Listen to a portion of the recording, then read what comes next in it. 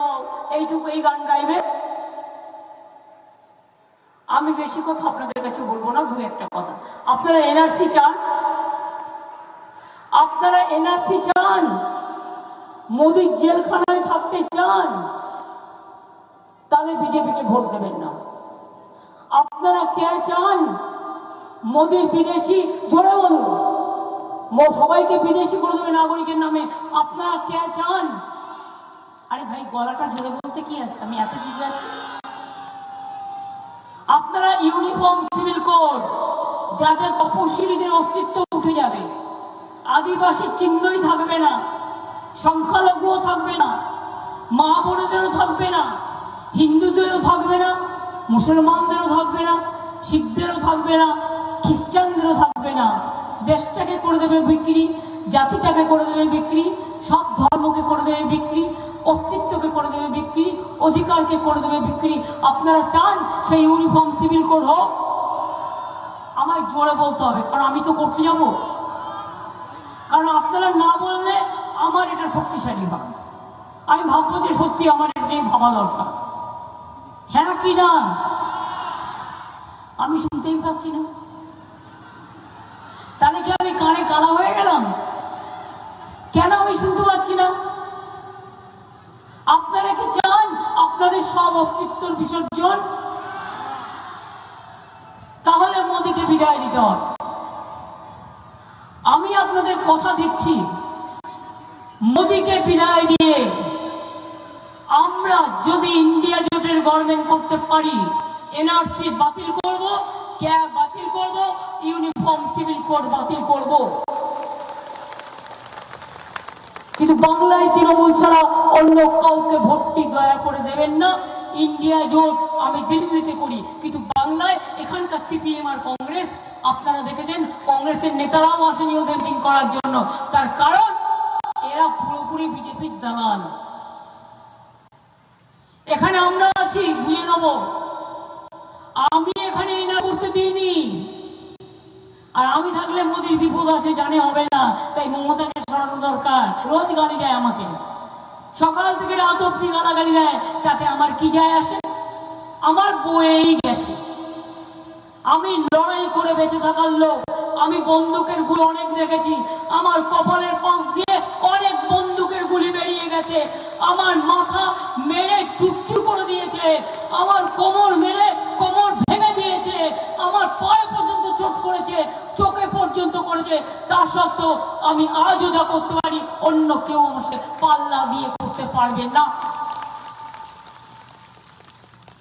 আমি কালো হাওড়ায় 10 কিলোমিটার মিছিল করেছি, চুচুড়ায় মিটিং করে যাওয়ার পরেও।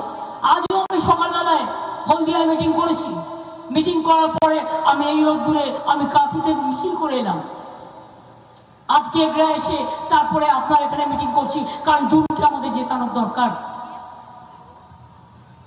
কালকেও আমার প্রোগ্রাম আছে, ঝাড়গ্রামের গোপবল্লভপুরে আছে, তারপরে দেবের দাসপুরে আছে, দাসপুরের পর আমি খড়গপুরে মিছিল করব। আমার সাথে ইয়াং ছেলেরা হেঁটে পাচ্ছে না। আরে আমি ডেলি 23 কিলোমিটার 30 কিলোমিটার হাঁটি।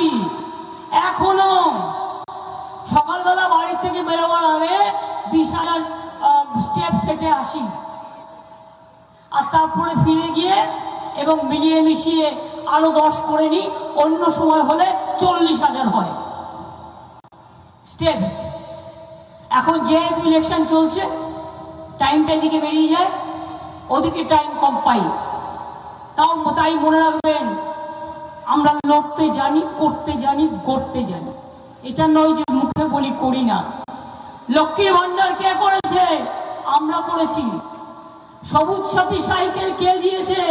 আমরা দিয়েছি। স্মার্টফোন কে দিয়েছে? আমরা দিয়েছি। আমরা ইলেকশনের আগে বলেছিলাম লক্ষ্মীর ভান্ডার করবো 21-এ যদি জিতি, 6 মাসের মধ্যে করে দিয়েছি। আমরা বলেছিলাম 10,000 টাকা কিষাণ ভাতা দেবো যদি জিতি, করে দিয়েছি। আমরা বলেছিলাম বিনা পয়সায় রেশন দেবো, করে দিয়েছি। আমরা বলেছিলাম 10 লাখ টাকার স্মার্ট কার্ড দেবো স্টুডেন্টদের, করে দিয়েছি। বলিনি, অথচ করেছি। কত কাজ! রূপশ্রীর 25,000 টাকা, সমব্যথী, কন্যাশ্রী, ঐক্যশ্রী, শিক্ষা শিক্ষাশ্রী, সবুজ সাথী, সমব্যথী, কত কত ভুরি ভুরি বলেছি 100 ভাগ, করেছি 500 ভাগ। এই জন্যই বলি যে আমাদের ভোটটা দেবেন, বলবার অধিকার আছে বলে। আর আগের বারও তো আপনাদের এখানে বিজেপি এমপি ছিল, কিছু করেছে? করেছে কিছু? আমাদের এমপি তো ছিল না। আপনাদের ধন্যবাদ, অনেক অভিনন্দন, কৃতজ্ঞতা দোয়া যে আপনারা আমাদের এবারে বিধানসভায় আপনারা আমাদের তপনকে জিতিয়েছেন। আমি শুধু বলবো, মানুষের হয়ে কাজ করে পড়ে থাকতে হবে। আর জুন তুমি জিতে গেলেও তুমি অন্তত মাসে মানে একটা কনস্টিটিউয়েন্সি বেছে নিয়ে একদম যেরকম জনগণের গ্রিভেন্সেস শুনে সেইভাবে ক্যাম্প করবে। এমএলএদেরও আজকে করতে হবে। আমি শিখিয়ে দিয়েছি দুয়ারে সরকার, তোমরা দুয়ারে ক্যাম্প করবে, জনপ্রতিনিধিরাও করবে। মানুষের কিছু বলা থাকলে এসে বলবে। আমি যেমন সমুদ্র সাথী বলেছিলাম 5,000 টাকা করে 10,000 টাকা দেবো, কেউ অ্যাপ্লিকেশনই করেনি। মাত্র 20,000 লোকের মতো লোক অ্যাপ্লিকেশন করেছে। টাকাটা দেবো কোত্থেকে? টাকাটা তো আমি দেবই। মে জুন 2 মাসের জন্য 10,000 টাকা বলেছি। মৎস্যজীবী যারা বা সমুদ্রে লিন পিরিয়ডে কাজ করতে পারে না, দেবই। নামটা লেখাচ্ছে না।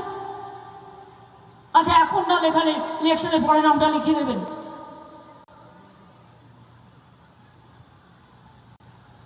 এই জন্য বলছি আমাদের ভোটটা দেবেন। তার কারণ আমাদের ভোট দিলে মানুষ বাঁচে, আর বিজেপিকে ভোট দিলে মানুষ কাঁদে। ডিমনিটাইজেশন, নোটবন্দি কে করেছিল? আমি কেন লক্ষ্মীর ভান্ডার করেছিলাম জানেন? যখন আমি দেখলাম নোটবন্দি করেছে, আমি আধ ঘন্টার মধ্যে প্রেস বিবৃতি দিয়েছিলাম দেশে সবার আগে। তো অনেকে আশ্চর্য হয়ে গিয়েছিল।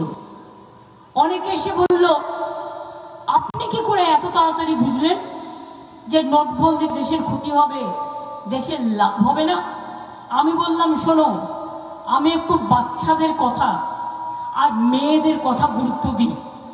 তার কারণ যখনই নোটবন্দি হলো, আমার অভিষেকের মা লতা আমার সাথে থাকে, ও আমাকে দেখে, আমাকে এসে বললো, দিদি দেখো না, ও ছেলে মেয়েদের দেখে বললা, ও बोलছে আমাকে 2000 টাকা रुपया दो ना, हमारे पास कुछ भी नहीं है, कल से क्या करें हम, हमारे पास 500 টাকা 1000 रुपया का नोट नहीं है, हमारे पास कोई नहीं है, बैंक में भी नहीं देगा, हम क्या करेगा?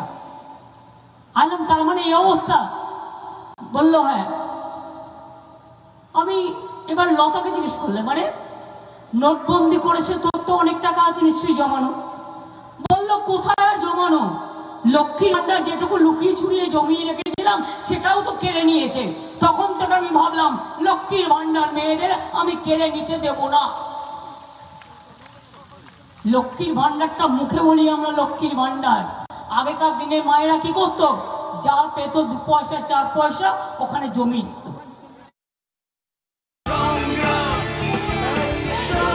যখন 1 জুনে গিয়ে টাকাটা হবে, তখন আপনি ওই এপ্রিলের মাইনের সাথে ওই যে টাকাটা বাড়তি সেটা পেয়ে যাবেন।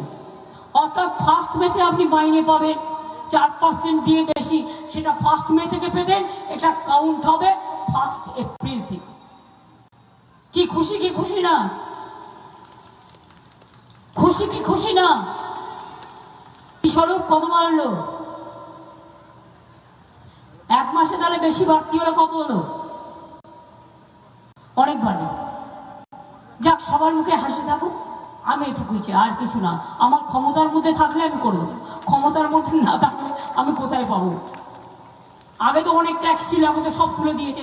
একটাই ট্যাক্স, জিএসটি ট্যাক্স, সব কেন্দ্র তুলে নিয়ে পালাচ্ছে। আর মাছের তেলে মাছ ভাজছে। আর ঘুম থেকে উঠুন, মোদির ছবি। ঘুমোতে যান, মোদির ছবি। ওয়াশরুমে যান, মোদির ছবি। স্নান করতে যান, মোদির ছবি। খেতে যান, মোদির ছবি। জল খেতে যান, মোদির ছবি। পিকুলিয়ার লোক ভাই এখানে, দেশের মাননীয় প্রধানমন্ত্রী।